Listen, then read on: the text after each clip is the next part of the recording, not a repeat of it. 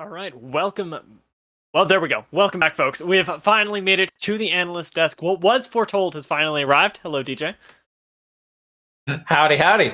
Now, I know that I was listening to you yell during that game, but I also had the chance to pop in and listen to some of the team comps. I'll be swapping over to the other side next game, so we get a nice and balanced one. But I think that what impressed everybody coming out of that first game was how incredibly well Glaive Onyx played together. I didn't expect it for a week one team, and I heard you guys talking about how you didn't expect it. But I want to come away with just sort of your thoughts coming out of game one. Yeah, I mean, I think you summed it up perfectly there. This is week one, and so what you don't expect is you expect good coordination, but sometimes you don't expect really great coordination as teams are still coalescing. They're still trying to come together, figure out their strategies, and the composition that was drafted here by Glaive is not necessarily an easy one to execute. It doesn't really fight front to back super well. It requires good timing, and it requires really decisiveness to pick off your enemies. You want to try to get picks. You want to try to create chaos and come in over the top with the heroic entrance, with Tooper's poke, with Zoe's poke. So not the easiest comp to play. They even told us, remember, Jado told me that they struggled to play poke comps. It was something they were struggling with. And they just played the fights out so well. They never really got into a fair, 5v5 with who flashed that fight. They always had Giga in a side lane. We're looking for flanks, trying to soften up who flashed that fight. Just so very well coordinated in understanding their win conditions and how to play out the fights that did come. It was very impressive. And so much of this to me was around vision. I think I've sent a few clips over, but I want to go ahead and play the second one right now. The no one sees this Renekton flank, because Giga's flanks here and even Zoe bubbles coming from Fog of War were things that changed entire fights this game. As much as we did see a lot of attempts to collapse, and sometimes even successful attempts to collapse on flanks from who flashed that fight, we also got a lot of, just excellent plays from Giga. This time, they're not going to try and shut him down as we get into the draft. They haven't taken away the Renekton, but my question is, what on earth are we going to see from who flashed that fight to address the fact that that was a big problem?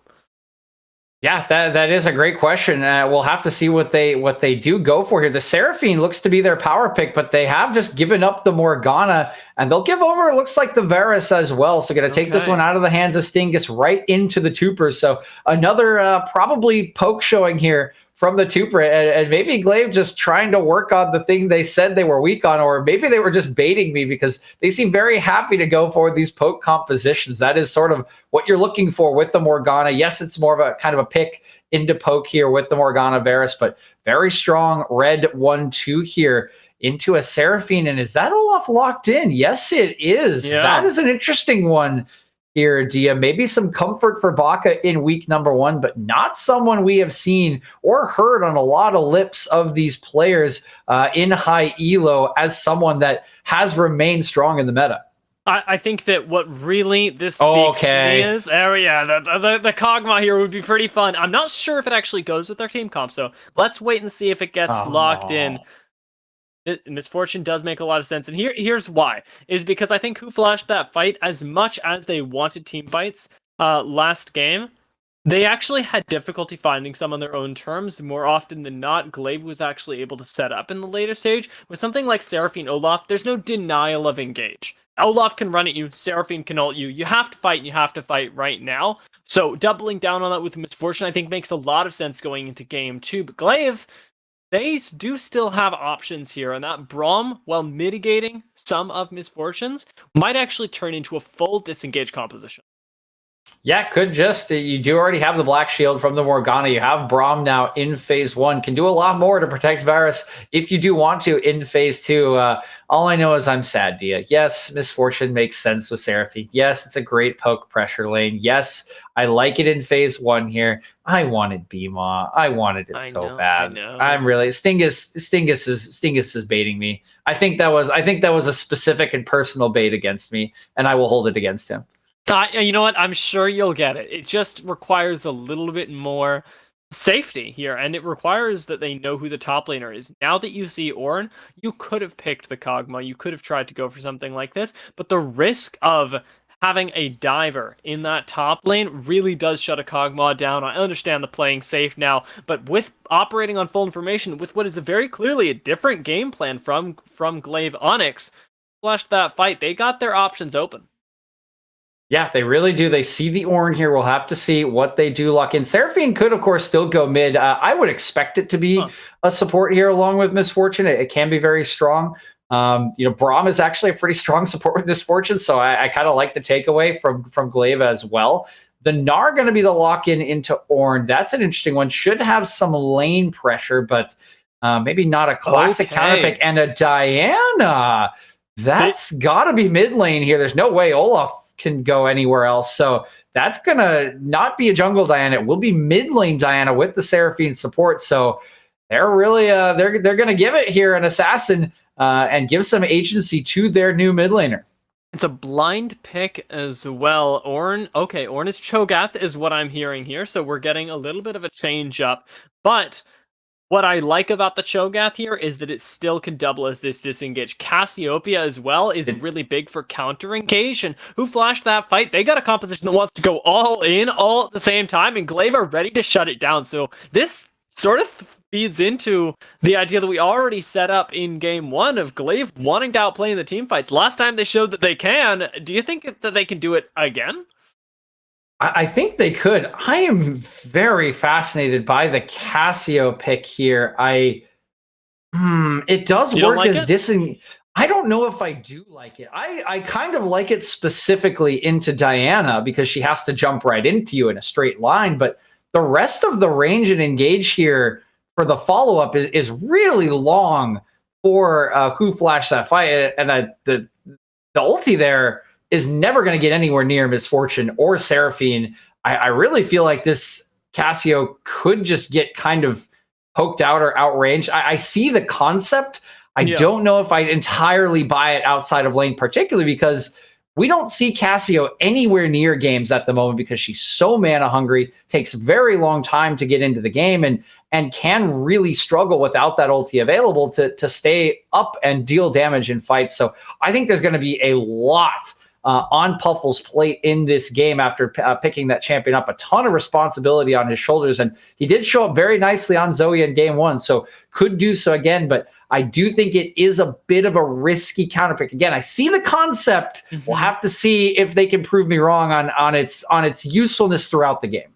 This seems to me, though, with the Cassiopeia pick especially, as we're kind of harping on it, that Glaive are once again looking to play a very vision-centric game. Yes, they have the Varus here, but with something like Cho'Gath and even Cassiopeia's ability to ult as sort of this pseudo-engage, this pseudo way of play...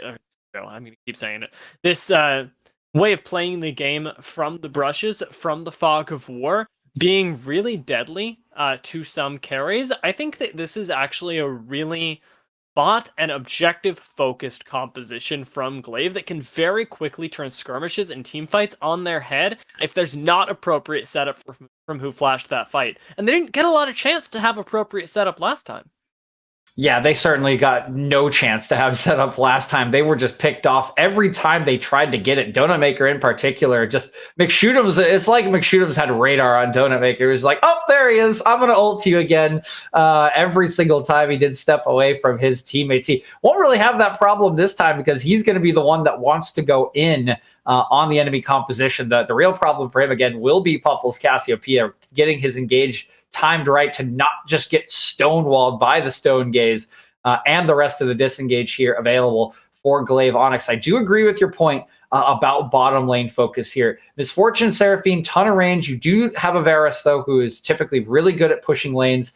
You have the Morgana, who should clear, in my opinion, faster than Olaf and can get down there to help with odd man situations. So I do potentially see stacking coming in. And you do obviously want to stack objectives when you have a Cho'Gath because he can just eat them and get even stronger. And Giga, a known Cho'Gath aficionado. So I expect there to be A lot of good play out of him, a lot of objectives set up from this team composition, and a very different look for them, like you said, in game number 2 after a very engaged, pick-focused composition in game number 1. They look for a lot more disengaged this time around. That's transitioned into who flashed that fight. I know we touched on it a little bit earlier, but they're the ones with the engage now, and you've got to make this sort of autonomy work. I don't expect there to be nearly as much bot lane focus this game, strangely enough. For a team that we thought was going to be all about Sting, this has transitioned very quickly to be around the jungle, and the jungle was something that we thought of as a supportive role.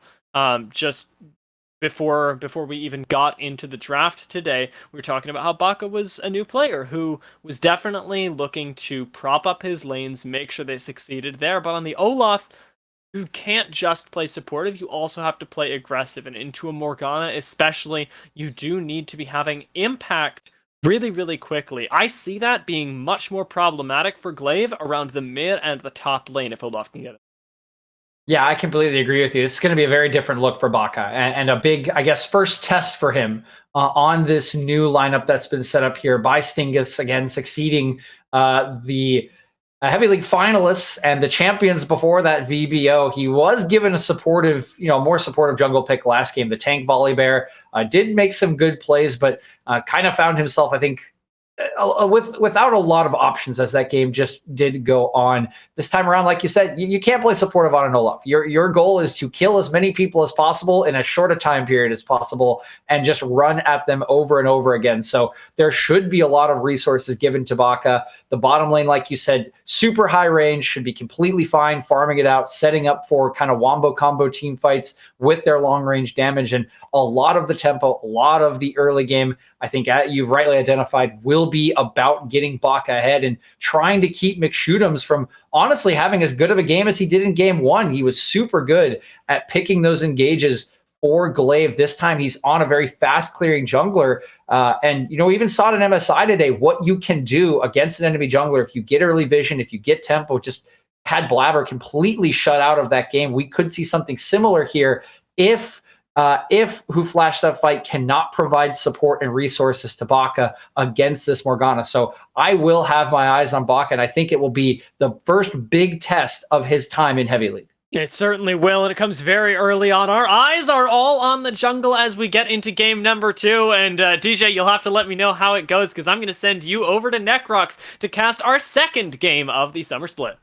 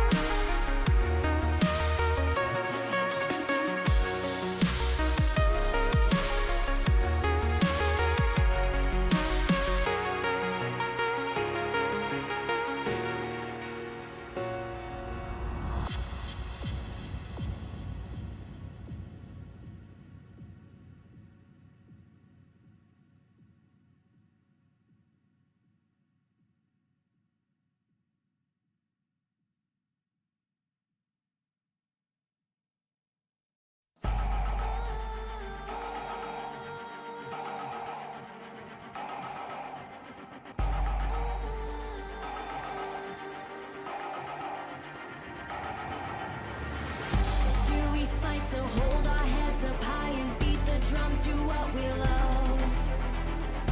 Risk the follow, we have felt it all come crashing down from far above. Stars are rising, countless worlds colliding, only one will take it all. Can we bring to fall the giants? Can we make the final call? We are the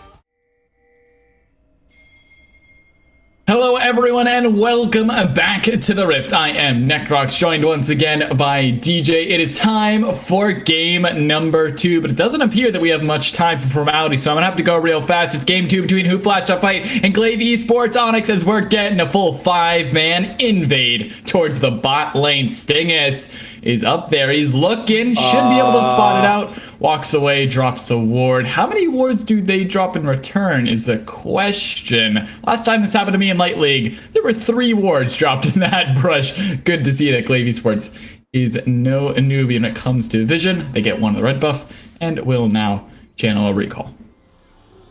Yep, nicely done there using the very powerful level 1 that they do have. The Braum and the Morgana, extremely strong pick potential. And of course, Braum's passive, one of the strongest level 1 abilities in the entire game. They will get vision on the enemy, red buff. But as 5 members did walk in there, you can see there is a matching ward on their own red buff that was placed down, I believe, by Baka. So good answer from Who Flashed that fight. It'll be both junglers knowing exactly where they are going to start. That will hopefully help out Baka's clear. Again, a lot of eyes here on Baka as this ward will be cleared away. Okay, it's extra XP for it's extra XP there for 4 Giga, but not much else because they already know where they started. So not going to help really with the information game. Is a little bit of interference run by Jado and Dusk to Dawn here, but shouldn't be too much of a worry for either laner. But again, keep your eyes on Baka in this early game. He needs to keep up with the clear of this absolutely busted Morgana jungle pick that is now in the hands of McShootums after a brilliant Game 1 performance. Yeah, it shouldn't get any worse. At absolute best there for McShootums. Should be really good on this Morgana. You could fully expect this champion has been absolutely tearing through the jungle and tearing through the meta in recent days. My eyes, yes, are on Baka, but also the team fight potential from Who Flashed that fight in general. You have big AoE ultis that could all combo together, and it just makes for one hell of a fun time when it comes late game team fights in these small areas like the river, like the pits, even the jungle where they can break out. Glaive Esports Onyx though have switched things up. They're going to take the Hail of Blades Varus for a little bit more early game pressure and stacking those bladed quivers, and along with the rest of a composition that would like to kite back. Yeah, this is more the traditional Varus build here than the Comets. A lot of people are still running Lethality, but it does just give you a lot more laning presence when you don't quite have the items in, and it also helps you stack up your passive for executes later. It just sort of has taken the place completely of Dark Harvest, which used to be run in these Poke Varus builds. So this is more the norm coming out from the Tuber in this lane alongside Jado's Braum here. I do kind of like, again, the draft, the change up here for Glaive. This is a big departure from the pick comp, from the poke comp we saw in game number 1. Much more of a team fighting objective focused comp. Haven't seen a Cassiopeia in literally ages here in Necrox, and I'm fascinated to see if Puffles can make it work. He's trying to, getting the grounded, but worked by Donut Maker. Not going to be caught out this time, though. He will take the Dark Binding. Unlucky there for a Donut Maker to get hit by the binding on the back end of that one. No problem, though. Should be just fine, but McShootums may not be. Has the double buffs. That's the power of the Black Shield. Basically, all that damage completely faded away, and what you were talking about, this composition, which is completely switched up. Imagine how impressive it would be for a team to show 2 different complete styles and win on both of them. That would signal utter dominance for Glaive coming into this split. It would be just incredible to watch, and well, we might be on our way to it. Tuper will take a double up in the back there as he's chunked down to about 3/4 HP. Still has biscuits available in the lane as well, along with Jado, so they can trade pretty aggressively down here. But level 6, this lane gets so volatile in the 2v2. Really, whoever engages first is going to have that advantage. The damage just pours through, along with the crowd control. Yeah, certainly can. They are level 4 now. A little bit of poke coming through as Dusk going all in on Giga. He is a level up though, Giga. Dust to Dawn wants the all-in, but do you actually want to commit to that one? Dust's so low. Now retreating back to the safety of his side of the lane. Giga certainly winning out on that one. The Dorn's Ring will help you win those trades for sure, but Dusk with the blade should be able to heal back up. Really no problem, especially with the grasp. Jungler's nowhere in the area. We're headed bot side. Baka trying to get into try, sweep out a little bit of vision. McShoot'em's a little bit ahead of pace here. Gonna get a couple more camps on his bot side as well. Yeah, I think Baka should be feeling just fine about how things are going. He's about a camp behind. Again, I think Morgana just clears faster than Olaf. Donut Maker, you're not level 6, buddy. Was that a miscalculation from Donut Maker? He just actually trolling Puffles. Traded. For the first blood. It's traded, of course, by the turret. And here's now the dragon fight to boot. Baka's going to be locked up by that binding, but here comes the teleports. It's 2 TPs into the fight. We're getting a full-on skirmish in the bot side river. Make it 3 on the play as Donut Maker arrives as well. Glaive forced out of the river for now as the dragon has started up. Yeah, and Puffles does not have the TP to match here as he was forced to take Exhaust by Donut Maker's selection. So the extra summoner spell, the extra global, will secure the first Drake here for the likes of Who Flashed That Fight, despite them losing first blood. Again, I think Donut Maker maybe going in to get the cannon there, but yeah, he was not level 6, and you can see the CS differential, but this is what happens when you do hit level 6. Beautiful stuff there. Man, McShoot'ems gets caught out in the jungle, but you have to give props there to Donut Maker, knowing exactly how aggressive he can go. As long as you get onto the Morgana, that binding doesn't connect and force her away, you can just do so much upfront damage, even without the Hextech Alternator to provide that extra little burst. Just the Sork Boots all required there. And 2-1 already for Who Flashed That Fight after coming out of a loss in game 1. That one's got to feel good. Confidence back to the mid laner. Maybe we expected to see a little bit more from on the debut, but Donut Maker comes up big in game 2 so far. Yeah, and looking okay here. Again, he's pretty far down in CS, about 25 after that roam up. Did lose about a half wave, but you would expect him to be down on CS in the ranged versus melee matchup until level 6. You are really just waiting to hit 6 as that Diana to really make things happen. And now is when the matchup starts to get really interesting. It becomes a little bit of that sort of Fiora Camille chicken game, right? When is the ulti going to come in? When do I have to hit my Stone Gaze for the Cassiopeia? But really the rest of the team needs to be a little more scared now, because it was really easy for McShoot'ems just kind of walk around in his jungle. You saw the Black Shield negate the early engage, but now there are 2 champions with a dash and a lot of damage, one of which that can immune your Dark Binding that you use for so much of your disengage with Baka at level 6, and that truly is the best part about that death for McShoot'ems. It allows Baka to stay even. He's ticked over to level 6. He is feeling good about the clears he's been able to make, and is still very much in this game up against the jungler that clears a little bit faster than him. So nicely done in the early game here from Who Flashed That Fight. They are still down gold because of mid lane. You can see it here. Puffles. Yeah, he does. He has to watch for it. Man, you're mentioning that mid lane, and you speak of the devil, and she comes a slithering through. Puffles really putting on the hurt in that matchup now.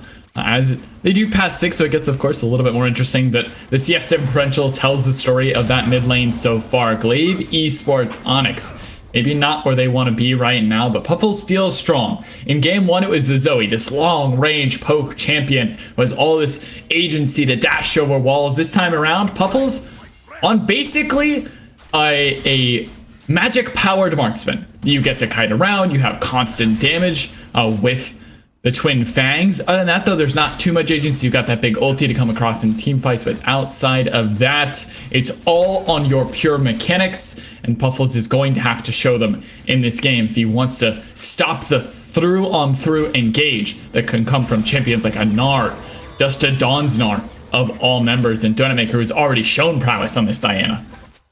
Yeah, that's why really the Cassio pick is interesting. We just don't see her because of her mana hungriness, you know, because of some of the itemization in this early part of the season. I'm sure it's picked here because it's probably a decent counter into the Diana. It also is, like you said, sort of that AP carry, right? It will provide the consistent DPS that maybe a Poke Varus does not. to round out the composition. But there is a reason that people don't really pick Cassio at the moment, and we'll have to see if Puffles can sort of buck the trend here, prove me wrong, and make this pick extremely valuable in the later stages of the game. Both of these teams are set up very well to team fight. You've got the AoE ulti from the Diana. You've got the AoE coming in from Dusk to Dawn's Gnar. You've got a Cho'Gath, and speaking of Cho'Gath, binding into knockup, into silence, Dusk to Dawn on the run, but the Soul Shackles still follow. A nice ulti from Dusk. He's going to trade it 1-for-1. Somehow the outplay in the top lane from Dusk nets him a kill.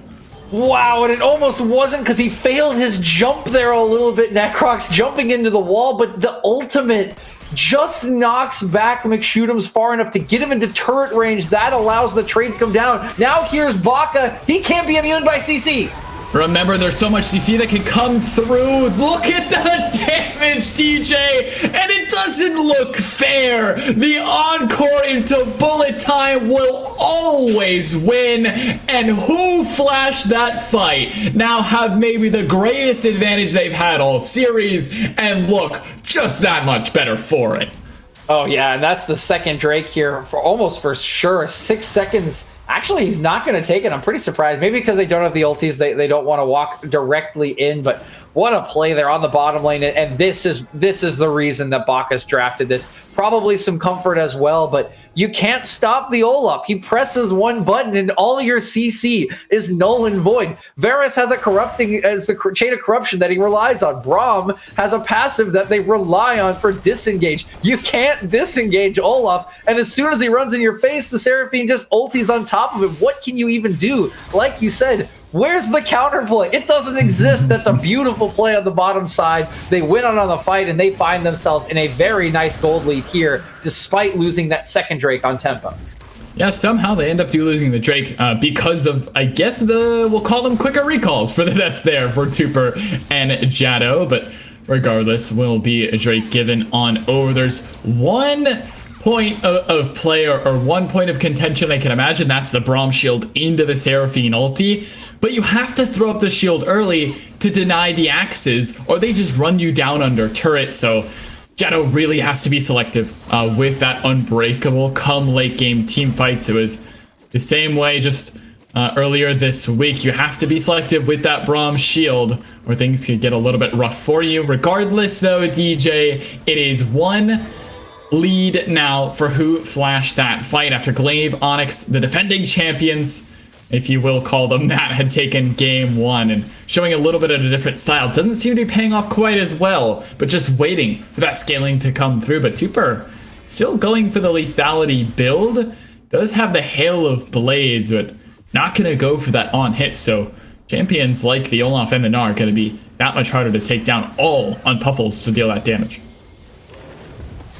Yeah, a lot of it will be on Puffles. He's set up pretty well here. 30 CS advantage on this Cassiopeia. Okay, hold on here. We'll get a toggle of gold later. Dusk to Dawn's running for his life. Dusk to Dawn on the run, but how far can he get away? He's going to be bound up and killed. Here comes Maker with a big ulti across two. Giga barely alive for now. Silence will delay the engage from Donut once more. The Q almost enough, but the Pale Cascade won't be there in time. Yeah. Now Baka's arriving to the party, and it's a 1-for-1. Both top laners will drop.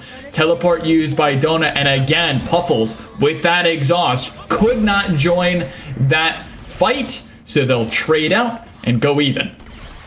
Yeah, I think you'll be feeling okay about that, though. Getting both summoners off of Donut Maker with that top lane play, timing Dusk to Dawn's transformation into Mini-Gnar right as well. You're able to get a kill, and good go. Okay, hold on here. More bottom lane action. Oh my gosh, Tupper just can't move. The bullet time, the encore combo once again. Was the TP necessary, Dusk, or was it just BM? Regardless, they grab the kills, they grab themselves more gold, and they even got top tier 1 to boot.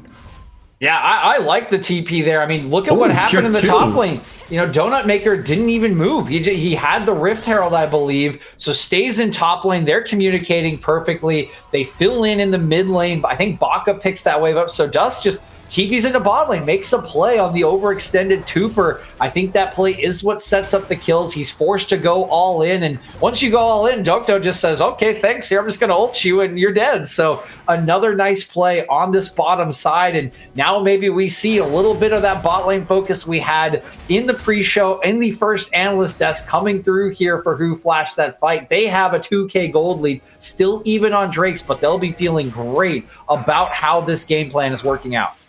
And now my eyes are on Stingus on this misfortune come this Drake skirmish. In about 90 seconds, we may see a fight break out once again. That misfortune Stingus has been so incredibly impactful early on. Tooper just not able to match the power of the 2v2 in the bot lane. Of course, you're into the range matchup. Oh, what? Buffles. That's not the petrifying gaze that you want to see. And that cooldown is quite a hefty one. What? Necrox, that's their best AoE ability in this team fight. Why are we using that a minute before Drake spawns? It's not going to be up for the team fight. I understand that Dokdo, you want to try to pick him off, but you're not playing the pick comp that you were last game. You are the team fight here for your side. I mean, Tooper's ulti could do the same thing to pick off a single target, but now you don't have any AoE CC coming up in this fight unless Giga lands like a long-range Q or McShootums decides to flash in. He does have the stopwatch available to him, but that is a huge ulti that you are now lacking for this Drake fight, and I am really worried about their chances. I honestly think they might just have to give it up.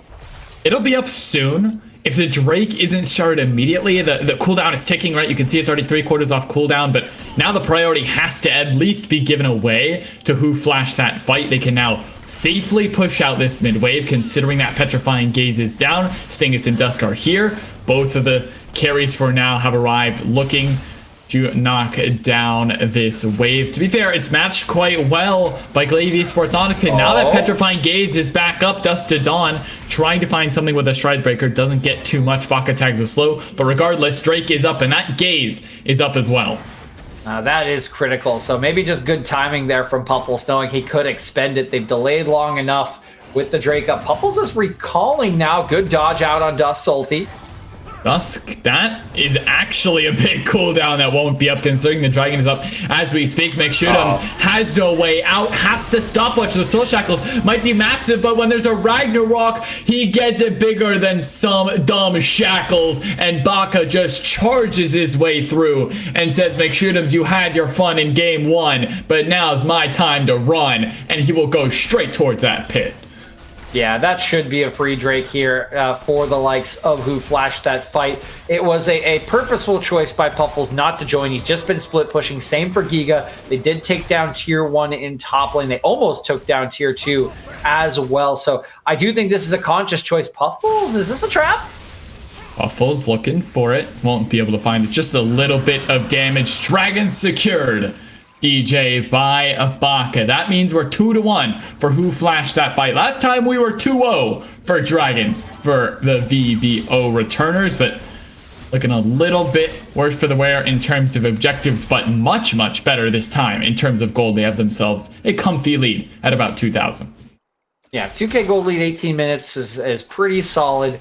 Again, if I'm looking here, my eyes have got to be on Puffles for Glaive. I mean, he is 193 CS. He's 60 up on Donut Maker, who has committed a lot of his time and resources to setting up around objectives, to supporting his teammates. He's always, of course, going to be useful with that AoE engage. But if you have all this gold in the Casio, if you elect to not go for that Drake to allow her to scale up, Puffles has got to make this count when these team fights do erupt over the objectives to come. He is sitting there nearly on 2 items. I expect likely to be that Archangel Staff coming in with the completed tier. So again, keep your eyes on Puffles here as Who Flashed That Fight just going to take down another objective, and this is the price you pay for those decisions. Yeah, you say, you know, that Puffles is a big one to watch. I just look at everyone here, and I want to keep my eyes on everyone. Of course, that's not how you do analysis, and that's not how you set up narratives, but come on, DJ. Everyone in this team fight could make a difference. One arrow from Tooper, one bullet time from Stingus, Donut Maker finding his way into the backline. Just about anyone could swing this game in number 2. It just feels like This is the matchup that we expected, and this is the matchup we're getting between the predicted number 1 and number 2 teams. Who cares about what Dia has to think? The man doesn't know what Heavy League is like. You and I have lived seasons past. I know Dia has. It's just a joke, Zephyr. Please don't fire me. This is what we expect from these 2 teams, and we're getting it in full force tonight. We really are. It's a super close game here. I do think you're being a very generous egalitarian caster here in Necrox because if you want to talk about difference makers, I'm looking at Tupper's items. Those are not difference making items. I got bad news for you. That is a Muramana not upgraded into the Mana Immune and a Serrated Dirk. You're not changing a fight with that. You can root someone with your ulti. That's about it. So if they want to win these fights that are coming up here in the short term, it's gotta be Puffles. Long term, sure. Maybe we do see the damage come through. But again, I am looking at the items here. That is 2 completed. Not going for the Archangel Staff. Instead, going to go with the Rylai's to finish out 2 items. And honestly, outside of Stingus here, who's completed that Lord Dominic's, Puffles is the strongest member in the game at the moment. So yes, anyone can make the difference with their CC, but if we're talking damage, it has got to be this Cassio. All right, I'll keep my eyes on the peel for damage, but that ulti could still be a difference maker. Some damage now going on to Baka, but the Ragnarok is immediately used. Those concussive blows are always a threat, and everything that could follow up would be even more threatening. Jado stepping up for a little bit of vision after that skirmish had gone through, but Baka's already healed back up to complete full HP, and now Just a Dawn has arrived on the flank. McShoot'em's gonna go low, having forced the heal. Here comes the Mega. That's a good Black Shield, but McShoot'em's walks back forward for his ulti connection, and he gets blown up. McShoot'em's with a critical error will pay his life for his sins. Yeah, to be fair to McShoot'em's, there was a lot to dodge there. He wanted to try to get the root down as well. Beautiful timing on the Black Shield to immune some of the CC, but again, Stingus is so strong here. 3-0-2 before that kill. The flash in, there he is! The flash in, Stingus will drop, and that's the misfortune no longer around. They drop mid-tier 1 Stingus. Just gonna get his first death of the game. 2 items on MF. LDR and Kraken Slayer, so much viability to get through this front line, but you can't do it if you're not alive, DJ. And 55 seconds till Drake spawn. That's what I'm looking forward to. I got a feeling everyone, 10 members strong, wants to be at this Dragon Pit come time to fight.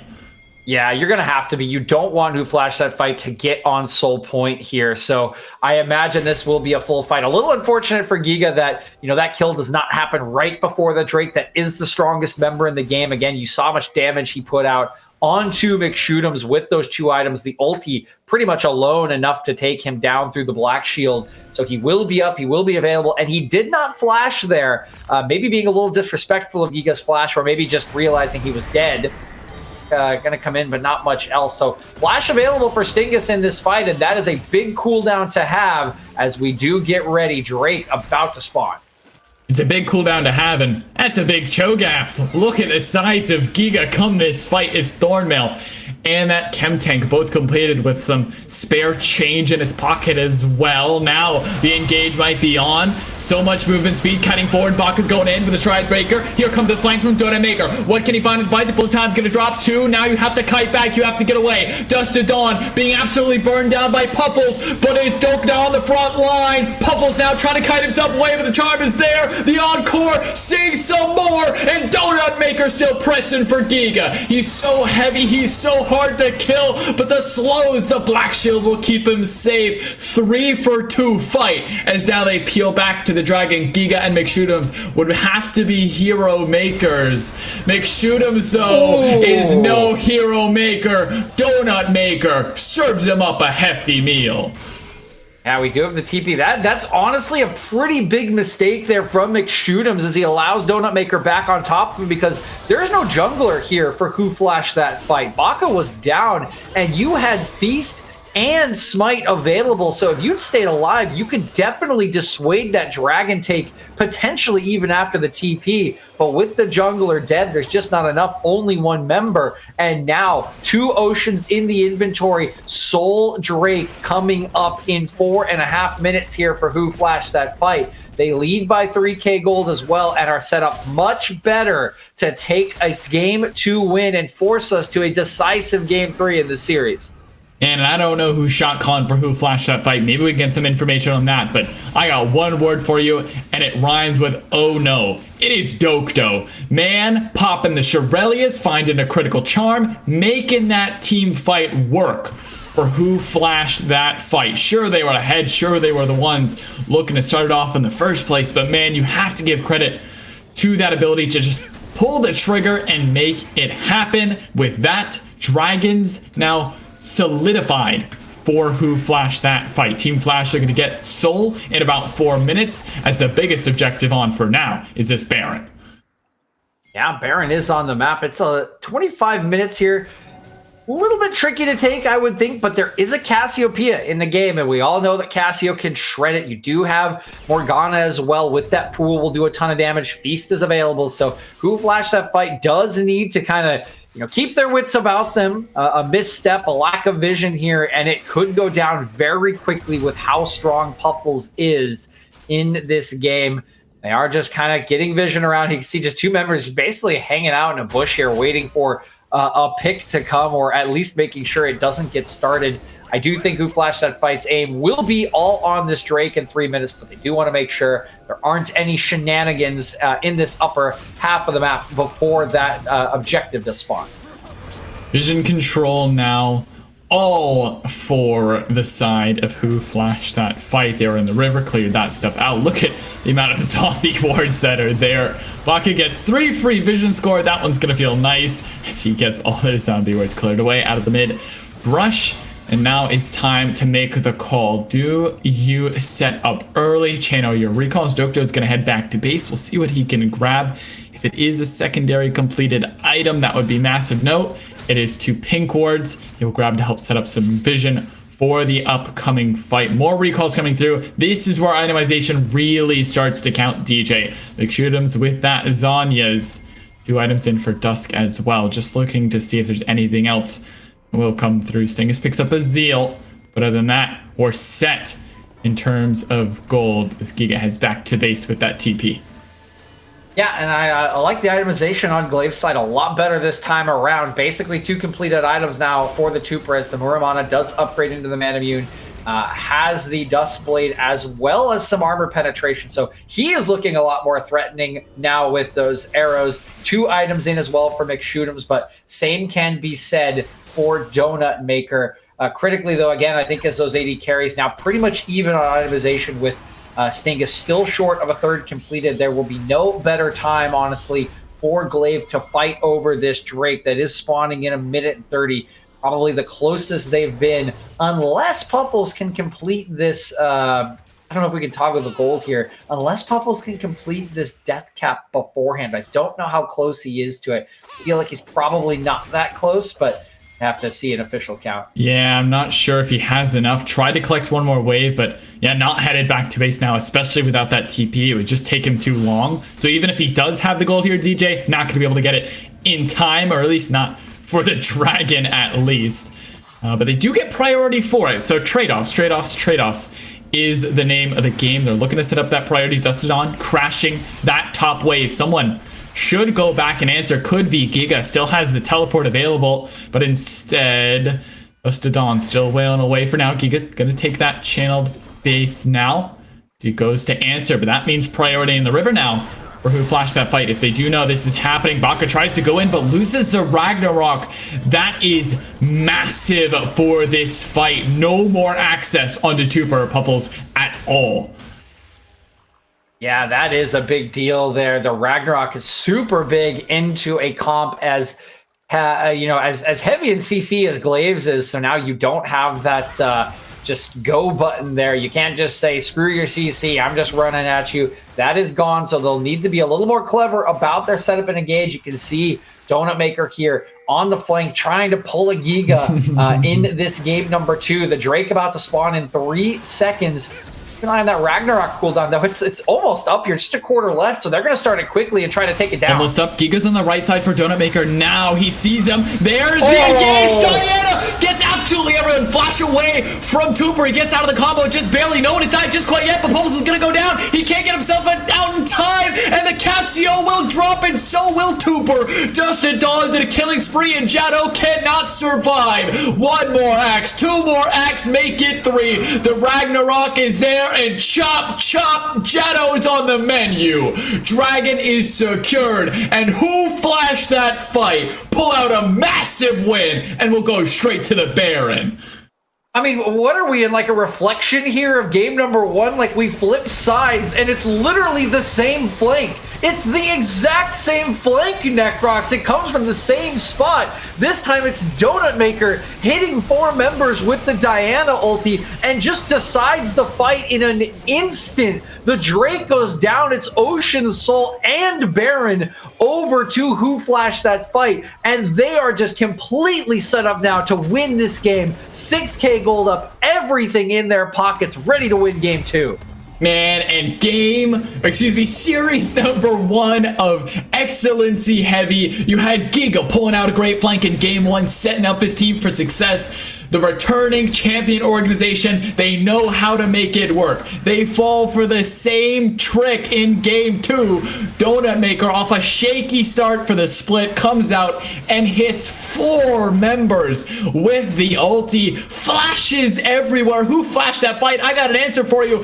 Everyone on Glaive had to get out, and they just couldn't survive. They had to flash defensively, which means they can't turn around. They can't look for the hero play. Oh, no. And Baka cleans it up at the end. Giga's looking for a flank. This one could be dangerous. Oh no! Giga just feasts on Stingus, and the 80 carry will drop. The most fed member will not be able to do much. Dustin Dawn going in, gonna hit 3 with the ulti. A massive encore is gonna hit 3 more as Dustin Dawn's a rampage. He's gonna drop and shoot him down. Can't get enough damage on Giga. Has a little bit of true damage with those undertow axes to go forward. But look who hits again! With one swift move, the team gets annihilated, and Donut Maker, welcome to Heavy League. Welcome indeed. Bow down to your god, for he serves donuts here in Heavy League. What was that? Donut Maker is insane. 2 incredible engages, first to set up the win and then to seal it. What a game 2 performance here from the new. Who flashed that fight mid laner?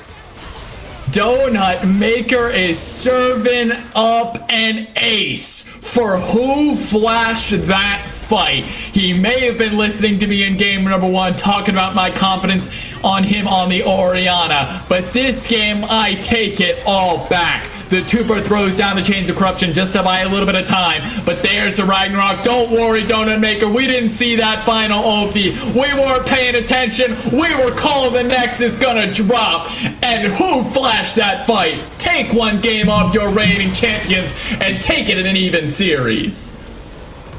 Wow, that's what an I can't get over it, Necrox. Those two just very close game, very well played, honestly, by who flashed that fight, bouncing back brilliantly from game number 1. But I'm not even going to soliloquy too much on the play style. I'm not going to talk too much about the macro, about the draft. Donut Maker, man, what was that? That was unfair, dude. That was insane. 4-man, 3-man flash ulti there. Just dunks him. What a performance. 2 incredible moments from the new who flashed that fight mid laner. And what a series we have on our hands.